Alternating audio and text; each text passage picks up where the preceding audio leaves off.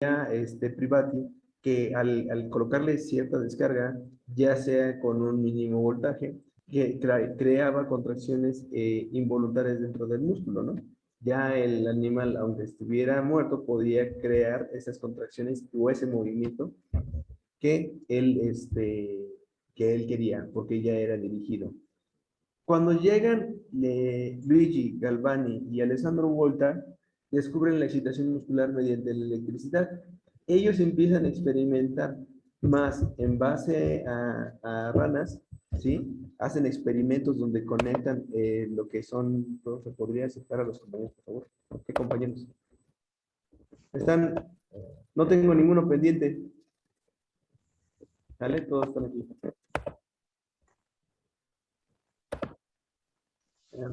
Mande Dios. Entonces, este apartado que nos está dando ya es el inicio de la electroterapia, profe. Así es. En sí, Luigi Galvani y Alessandro Volta son los padres de la electroterapia.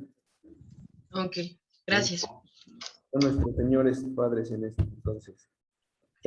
Ya cuando ellos empiezan a trabajar con estos cadáveres, con estas ranas, y más adelante, bueno, en otra materia les voy a enseñar, yo creo que de electroterapia, empiezan a ver cómo existe esa contracción, donde extienden la pierna o todo la anca de rana, y al realizar un estímulo, lo que hace es contraerse, cerrando un estímulo a nivel de la médula espinal y otro conectándolo directamente hacia la zona del músculo que quieran estimular. Benjamin Franklin formula la ley de la conservación de la electricidad y empieza a tratar algunas parálisis con electricidad, viendo resultados no tan buenos, no tan buenos, porque obviamente se necesitaban muchos estudios en la parte de neuro, pero veía que podían hacer una respuesta.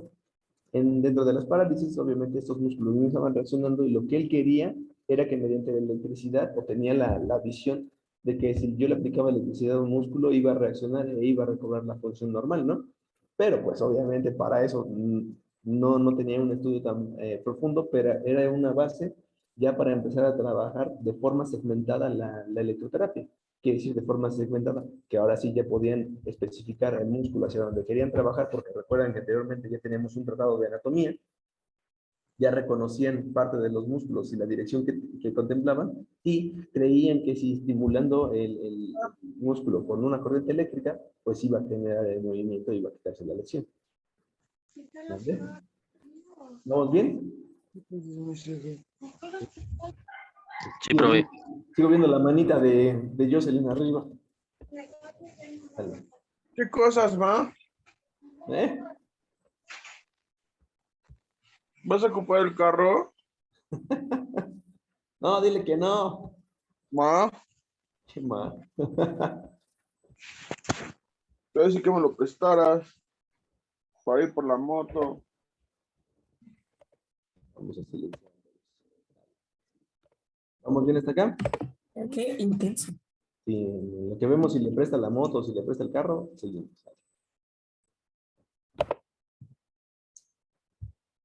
Vamos al siglo XIX, ¿sí? Pierre Dolphin habla ya sobre la filosofía del masaje. Ahora ya entramos, ya habíamos visto los avances principalmente en lo que era parte de la fisiología, ya algunos tratamientos, pero empezaba ya la anatomía moderna. Seguimos con la parte de lo que fueron los principios de la electroterapia y empezamos a tener parte de lo que son las técnicas manuales, ¿sí? Ahora ya empezamos a hablar sobre la fisiología del masaje. ¿Cuáles van a ser los efectos? Que ya no solamente ahora el realizar un masaje era para que su familiar se sintiera bien, ¿no? Sino que ya existía una idea del por qué estaba funcionando. Ya había un conocimiento previo de que si uno estimulaba a cierta frecuencia, que si uno hacía un masaje a cierta presión, iban a estimular ciertos receptores, ciertos músculos, iba a aumentar tal vez el drenaje linfático, ¿sí? Pero ya existía un estudio y ya empezaba a existir un conocimiento de que la terapia manual, en este caso el masaje, tenía un efecto positivo sobre los pacientes.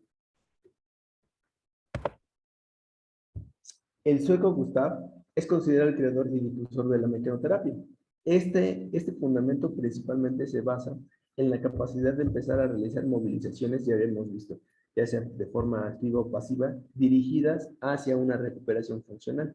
En este caso, Gustav manejaba todavía parte de la fisiología del masaje que había hecho Andolfi y la combinaba para crear un método terapéutico en el cual sus pacientes pudieran tener una mejor condición física con menor, tal vez mucho menor cantidad de dolor.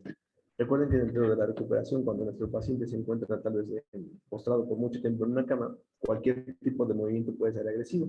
Él combina estos dos tipos de elementos para que su paciente sintiera, obviamente, hubiera molestias, pero que en base a la fisiología que estaba manejando y a la movilización, como parte de la mecanoterapia, la disminución de las cargas, ayudara a evitar el dolor. Johann Georg completa el masaje con electricidad y separa el masaje de la gimnasia, ¿sí? Aquí ya empiezan a trabajar con tipos de técnicas basadas tal vez en electricidad, donde empiezan a crear corrientes de modulación o frecuencias diferentes, ¿sí? Y empiezan a ver los resultados que puede tener un masaje basado en corrientes eléctricas. ¿Sí? Corrientes eléctricas quiere decir que ya tengamos un electrodo, que ya tengamos un aplicador, que tengamos un interruptor de intensidad y empieza a ver los efectos positivos dentro de esto. Separa un poquito del masaje, ya que él menciona que para él no es ideal o no es lógico que si vamos a relajar un músculo y estamos en una práctica deportiva, vayamos a estimular, ¿no? Una parte estamos relajando y después vamos a hacer que se estimule constantemente la fibra. Entonces, ahí menciona que el masaje se puede trabajar de una forma de descanso, más no una forma para mantener todavía el tono. Hasta ahí todavía estaba esa creencia. En 1840, Faraday descubre el fenómeno de la inducción, primer tipo de corrientes variables denominadas faradicas.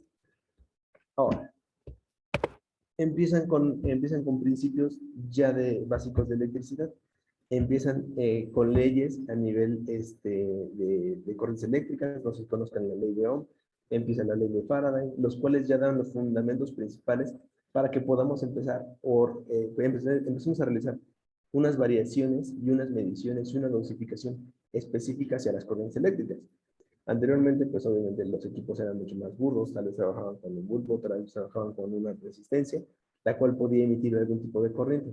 Pero ya es cuando empiezan a aparecer estos fenómenos, cuando empiezan a descubrir estas corrientes variables, que no solamente pueden estar direccionadas en un solo punto, pueden estar cambiando de dirección, y eso ya es algo importante dentro de los parámetros de la electricidad, viendo como principios la polaridad, ¿sí? En el 820, Oster descubre los fenómenos magnetoeléctricos. Aquí ya empezamos con algunos principios en los cuales dentro de nuestros equipos, dentro de todos los equipos que puedan manejar una corriente eléctrica, ya existe una bobina la cual puede generar una carga eléctrica, ¿sí? Los agentes físicos como métodos terapéuticos se empiezan a utilizar en este siglo y es cuando empiezan a notar que tanto la terapia manual, que ya habíamos manejado como el masaje, ya habían empezado a manejar como la movilización, porque recuerden también anteriormente habían pasado por guerras y por algunas pandemias, las cuales habían dejado secuelas sobre muchas personas. Entonces ya habían trabajado con masaje, ya habían trabajado con electricidad, ya estaban trabajando con hidroterapia, ya estaban trabajando con mecanoterapia. Y ahora todo este conjunto de elementos los empiezan a trabajar en una manera terapéutica para poder mejorar las capacidades físicas del paciente. Todavía existían algunas deficiencias porque no se habían cimentado al 100% todas las bases, pero ya había un conocimiento y pacientes prueba que obviamente hubo durante toda la historia para que pudiéramos mejorar cada una de las aplicaciones.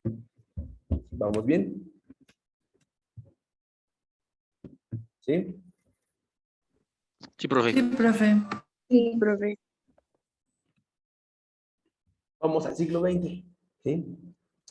Le corresponde ver el nacimiento de la profesión de la fisioterapia y lo más importante, la configuración de la fisioterapia como disciplina científica.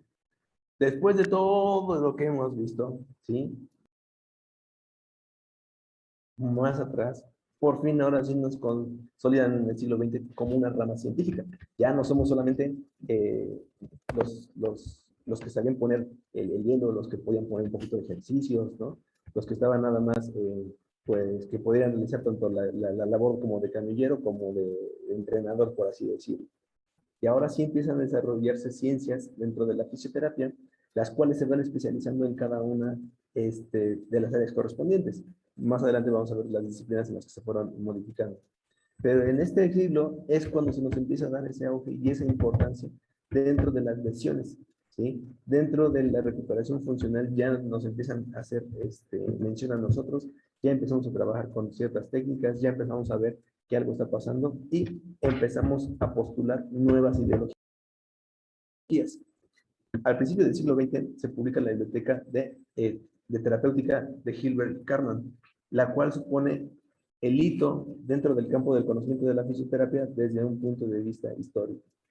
Ya en este caso, obviamente todos los antecedentes que nosotros teníamos ya se están especificando dentro de bibliografías. Ahora sí ya se está haciendo presencia del conocimiento científico. Es lo que les mencionaba también otra vez. Empiezan a crear más porqués en muchas cabezas de muchos profesionistas.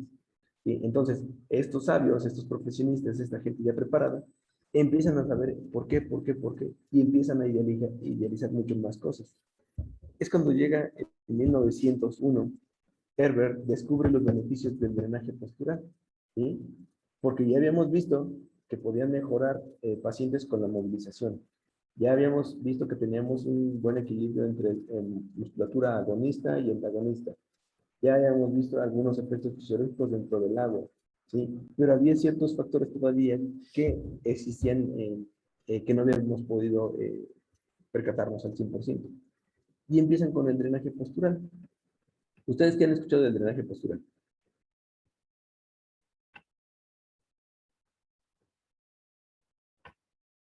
¿Qué han escuchado del drenaje postural, chicos?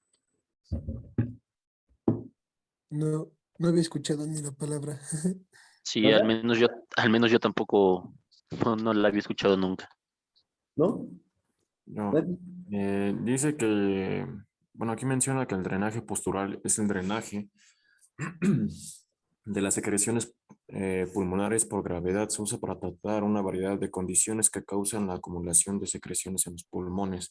Imagino que, o bueno, quiero pensar que es cuando se llenan los pulmones, ya sea como de un líquido y ya sea o sea, que los picaban y de ese modo los drenaban, ¿no? No tanto que los ignoran. Sí existen ciertas posiciones, ¿sí? Sí hace mención a eso, tanto en la capacidad pulmonar, pero también hace mucho referencia a las extremidades, cuando existen eh, algunos tipos de edemas que ya son demasiado crónicos, que no se pueden controlar, o por así decirlo, no pueden disminuir por mucho tiempo, se crean posiciones para que este drenaje postural se elimine o sea mucho más rápido. ¿Sale? Ese es el primer indicio de lo que nosotros empezamos a conocer como drenaje postural. Y nada más empiezan en base a posturas, todavía no se desarrollaron el ejercicio dentro del drenaje postural, para eliminar todos esos líquidos que no estaban correspondiendo a ciertas áreas. En 1902, Frenkel implanta un método de ejercicios para un tratamiento de alteraciones cerebelosas. ¿Sí? Este tipo de alteraciones cerebelosas, Frenkel lo que hacía es estudiar lo que era el sistema nervioso y en base a eso trabajar la coordinación del sistema vestibular. Aquí vamos a hacer un paréntesis. Igual para conocimiento propio. ¿Sí? ¿Qué son ejercicios de Frenkel?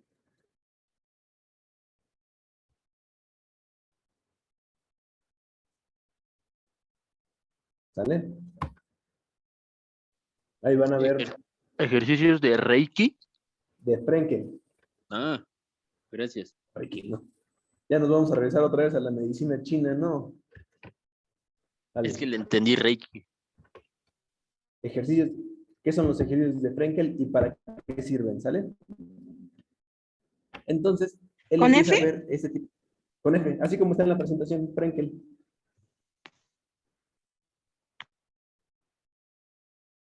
¿Sale? Entonces, ya Frenkel empieza a ver que existen algunas lesiones cerebelosas, las cuales crean estas incoordinaciones, ¿sí? Empiezan a ver que existen movimientos erráticos, empiezan a ver que ya las personas no pueden sujetar las cosas, empiezan a ver que ni siquiera las funciones comunes pueden realizar. Él implanta una serie de ejercicios como tratamiento para ese tipo de alteraciones y que la capacidad del paciente pudiera mejorar. En 1903, Hirschberg publica el Manual Practice de Kinesioterapia. Ese es el desarrollo de un tratamiento para la hemiplegia. Este es uno de los primeros tratamientos a nivel neuronal, a nivel de la neuroanatomía y la neuropatología, la cual ya se enfoca un tratamiento específico para pacientes con este tipo de lesiones. ¿Sí? Cuando, pregunta, antes de que siga, ¿qué es una hemiplegia? ¿O qué saben que es una hemiplegia?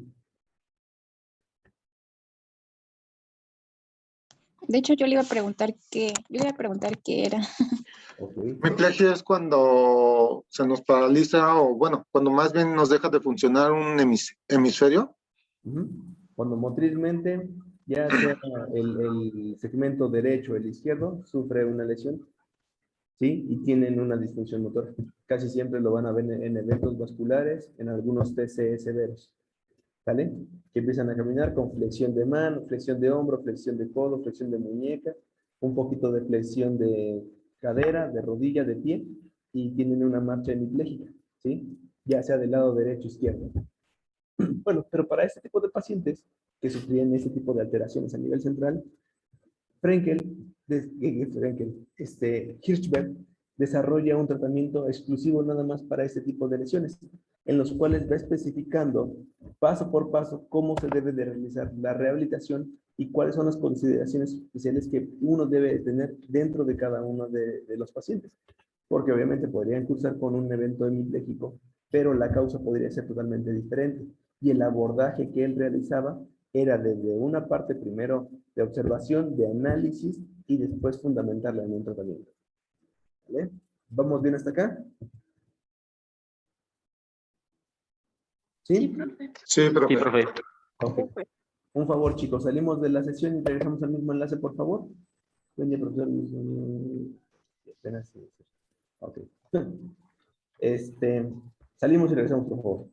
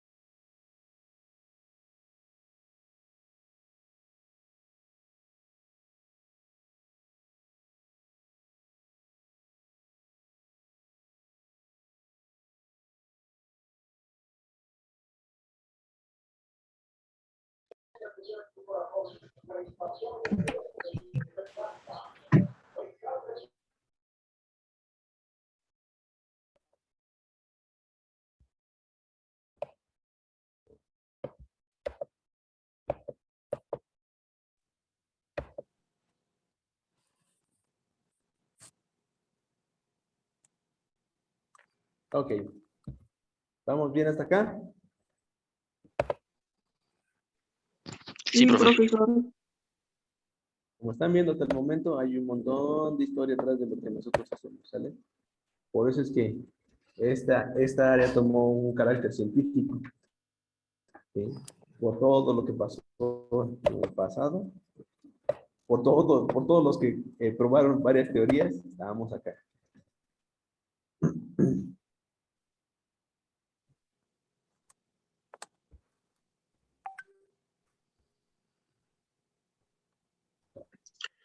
Profe, una pregunta fuera del tema. ¿Cuál es la diferencia entre un kinesiólogo y un fisioterapeuta? En sí hacemos casi lo mismo, nada más que el kinesiólogo todavía se enfoca un poquito más en movimiento, como en el análisis desde la parte de la biomecánica. Ok, gracias. Profe, Mande.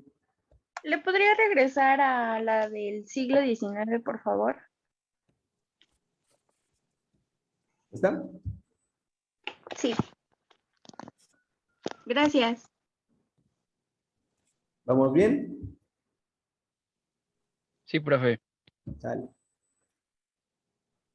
Ahora ya llegamos todavía en el siglo XX, llegamos con CLAP, ¿sí? Inicia estudios para el tratamiento de la escoliosis. Otra palabra, ¿qué es escoliosis? Desviación de la columna. Ok, ¿algo más? Es como una descompensación de la columna. Bueno, se va hacia un lado ligeramente. Ujú. Es que yo tengo eso, profe. Ok. Les digo, chicos, a veces cuando les llegue a pedir alguna tarea para conocimiento, digo, es para que ustedes igual vayan comprendiendo cada una de las palabras y más adelante no se les dificulte, ¿sale? Mande, Kevin. Bueno, parece que es un lateral de la columna vertebral. Es una curvatura lateral de la columna vertebral que ocurre con mayor frecuencia durante el periodo de crecimiento anterior a la pubertad. De hecho, hubo un caso no recuerdo el nombre, pero era una persona que esquiaba, bueno, niña en ese tiempo, que precisamente tuvo escoliosis. Ella esquiaba y de hecho a una acción mal ejecutada, pues se llegó a dar este caso. Ok. Pero ese tal vez fue por un traumatismo. Sí, hay unos que no necesitan ser traumáticos. Mande, Wendy. Son alteraciones musculares y neurológicas. ¿La escoliosis? La escoliosis, sí. Bueno, a mí me pareció que son alteraciones postulares y neurológicas congénitas diplomáticas. Congénitas diplomáticas, perdón. Ok, hay que profundizar un poquito más. Pero igual, para conocimiento de ustedes, por favor, ¿qué es la escoliosis? Profe, también viene por grados, ¿no? Ujú. Pero les digo, ahorita nada más quiero que sepan qué es la escoliosis porque más adelante, en semestres más adelante van a ver eso. Los grados, cómo se miden, cómo se llaman, con qué se miden, qué estudios se piden, ¿sí? Ahorita nada más quiero que vayan identificando palabras para que cuando alguien les hable de esto ya tengan el conocimiento de la definición que es.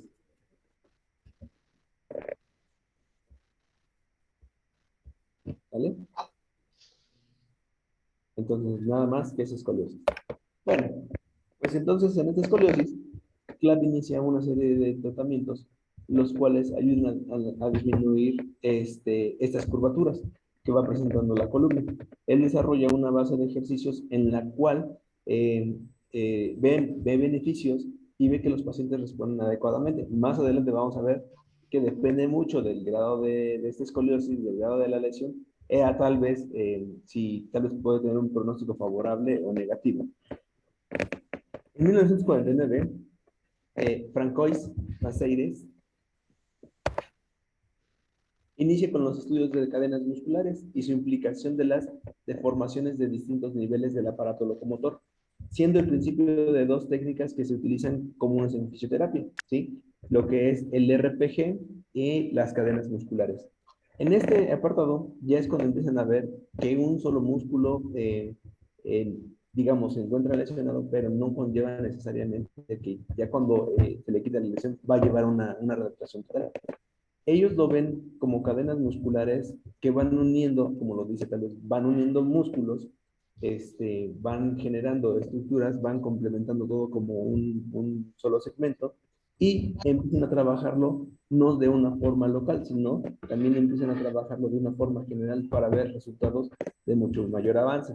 Mucho de lo que hace Francois es relacionado junto con el trabajo, voy a resaltar un poquito, ¿dónde está? De Gustav, ¿sí? En el cual mencionaba este tipo de técnicas mediante abordajes terapéuticos, ejercicios terapéuticos y la relación agonista-antagonista que pudiera tener el mismo organismo. También RPG va a ser una técnica que más adelante igual van a ver. Karel y Berta, Bobat, empiezan a desarrollar o empiezan a tener conocimientos también del neurodesarrollo, de la neuroanatomía y trabajan con ciertas lesiones a nivel central, ¿sí? Desde orígenes tempranos hasta ya pacientes adultos. Otro punto acá. ¿En qué se basa la técnica Bobat? ¿Sale?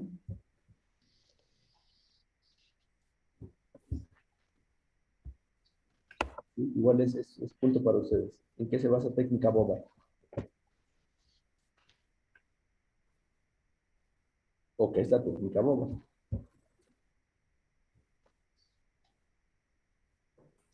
Aquí menciona que se trata de una técnica que inhibe el tono y los patrones de movimiento normales, facilitando el movimiento normal y estimulando al mismo tiempo en casos de hipotonía o inactividad muscular, inhibir los patrones de coordinación patológicas controlados por actividades tónicas. ¿Cuáles son? Pues los reflejos tónicos, al controlar los puntos de llaves de control. Okay. Lo importante, gracias, Kevin. Lo importante también de que lo estudien, porque ahorita por lo que acaba de decir, Kevin, ¿entendieron todas las palabras que dijo? No. Pues ya ven. Entonces, obviamente buscan esa técnica y van buscando palabra por palabra para que vayan haciendo un reconocimiento de lo que vayan diciendo las palabras, porque se las van a encontrar un montón de veces, ¿sale?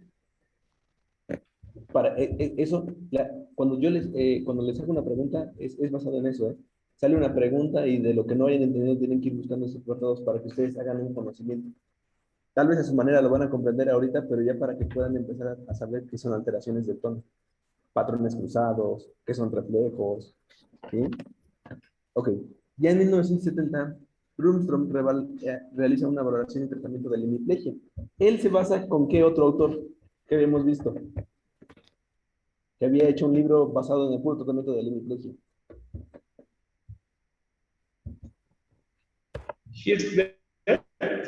Uh-huh. ¿Sí? Entonces, él toma una base, chequenlo, desde 1903 hasta 1970. Toma el tratamiento que él empieza a trabajar, pero él dice, ¿sabes qué? Necesitamos realizar una valoración, porque no todos los pacientes tienen la misma condición, a pesar de que tienen una hemiplegia. No todos tienen la misma característica. ¿Por qué? Necesitamos realizar una escala de valoración en la cual nos determine cómo podemos orientar nuestro tratamiento, ¿sí? Es hasta 1970 cuando él desarrolla esta escala de valoración dependiendo de cada uno de los pacientes y ahora sí la terapia la hace más individualizada, porque sabe que las características clínicas de cada uno de los pacientes es totalmente diferente, ¿sí? Anteriormente se los decía, podían estar trabajando muchos compañeros o muchos en el pasado, nada más imitando, ¿saben qué? Dan masajes, yo también lo hago así, no importara la lesión que tenía. ¿Saben qué? Yo he visto que salió así con este tipo de ejercicio, yo también lo replico. En este caso no. En este caso dicen hemiplegia. A pesar de que todos sean hemipléjicos, ¿por qué no tienen las mismas características? ¿Por qué algunos pueden mover mucho más un segmento que el otro? ¿Por qué algunos pueden estar plácidos y otros no? Entonces, en esta parte de la valoración, él determina que se tiene que crear esta valoración para poder ahora sí determinar un tratamiento mucho más específico para cada uno de los pacientes y así poder orientarlos y brindarles una mejor capacidad funcional. ¿Vamos bien? ¿Sí? Sí, profe. Sí, profe. Vale.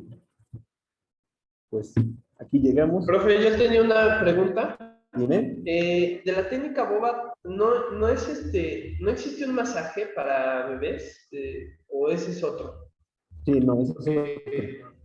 No, Ah, Bobat ok. se basa mucho en utilizar material. Pero si hay un masaje, ¿no? Que lleve ese nombre o muy parecido. Parecido, sí. No, pero no es el mismo. Ok. ¿Sí? Digo, bueno, Profe, no, hasta lo van a checar y les va a arrojar algunas imágenes. Ajá. Bobat no significa, bueno, va hacia la columna vertebral y los músculos por medio de una pelota hacia no hacia recién nacidos, sino hacia los bebés. Uno de los elementos que utiliza es pelota. ¿Sí? Hay otros aditamentos que utiliza, pero sí uno de los fuertes es pelota. Y se utiliza para trabajar parte de los reflejos primitivos y liberar ciertos patrones musculares. ¿Sí? Entonces digo, nada más conozcan qué es, para qué sirve y con eso poco a poco van a ir adentrándose, ¿vale? ¿Hasta aquí dudas? ¿No? No, profe, gracias. No, profe. Lo vamos a dejar aquí, nada más tenemos una hora. Nos veríamos cuando creo que el día lunes, ¿no? Empezamos, creo que con biología. No, el Le voy a martes. pasar a Jocelyn, ¿eh? No se me olvida. Dando mis referencias, profe. Lo tenía aquí el libro, pero a ver, déjame checar. Rápido. Porque si no me puede ser más parte.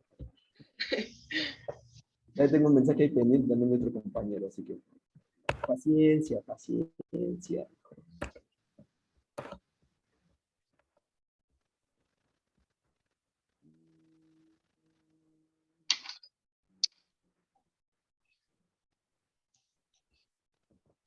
No me hable de la plataforma, espérenme.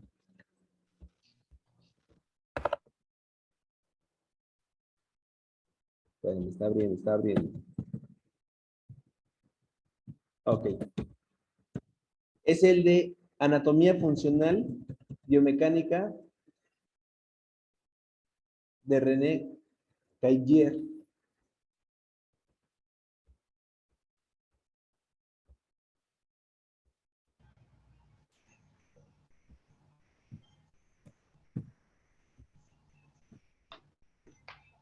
¿Sí? Creo que el libro está así, lo pueden leer en su drive. Está como anatomía funcional biomecánica, de René. Sí, profe, gracias. Todavía me falta contestar una pregunta, pero en serio que denme tiempo, chicos. Y se lo contesto todo. ¿Sí? Dicen, una rubia me está sacando. ¿Hasta aquí dudas? ¿Nada? ¿Todo bien? Dale. El día... no, nos vemos el día martes.